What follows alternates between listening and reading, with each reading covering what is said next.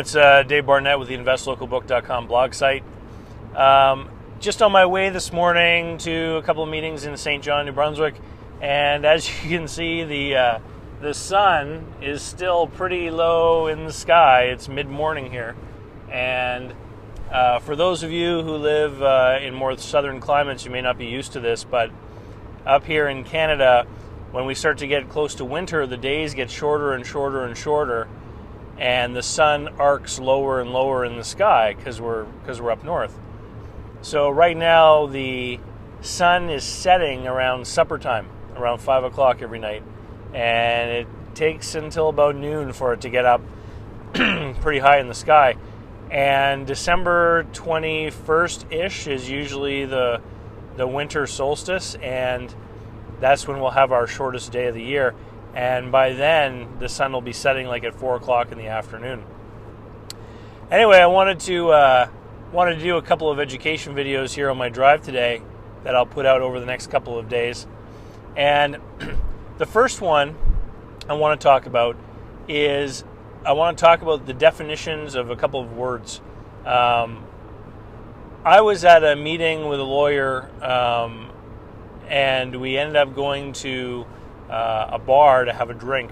And while we were at the bar, we ran into another one of his clients. And this client is the president of a tech startup firm, and they have some technology, and they have expenses. So they're always flying to San Francisco and meeting with other big IT companies and trying to make deals and stuff, and they're working on their technology, and money goes out. But I hesitate to call it a business because, of course, there's no money coming in. There's no sales. And, if you do something actively and it takes a lot of effort and you have no sales, then it's, what is it? Is it a hobby? Is it a creation? Is it an invention? All kinds of words you could use. But I hesitate to use the label business. Anyway, so the president of this company, there's a good word, was saying that they were going around and trying to attract investors. And I took a little bit of issue with the use of the term investor. Because in my mind, when you make an investment, you put down money and you have a reasonable expectation that you're going to get some sort of return on that money. So, for example, you buy a GIC from the bank, and we all know the interest rates are very low, but you know that with certainty that you're going to get that little bit of interest. With a local deal like the kind I talk about in my book, Invest Local, which I happen to have a copy of right here, while the returns are greater, and there may be more quote-unquote risks involved, we still have an understanding when we hand over the money how we're going to get our return on investment paid back to us. So there's an activity or a function going on in the business, in a small business, where they've got customers coming in every day, there are sales, there are employees doing their work, there's inventory, stuff comes and goes. And so we know that business has a flow of cash, and we're going to get a small portion of that, which is going to be our return. To me, that's an investment. When you talk about putting your money into something like what this IT startup was doing, I like to use a much more specific word for that, which is speculation. And so the people who put that money down are not investors, they're speculators. In order to get people to put money into this thing, they have to create the opportunity or potential for an astounding return. So people put in 10 grand with the hopes of becoming a millionaire. They want like 100-to-1 return on their money. And of course, the reason why it's speculative is there is no cash flow. There is no reasonable way to assume next month that there's going to be money available to pay us any interest or dividend or anything like that.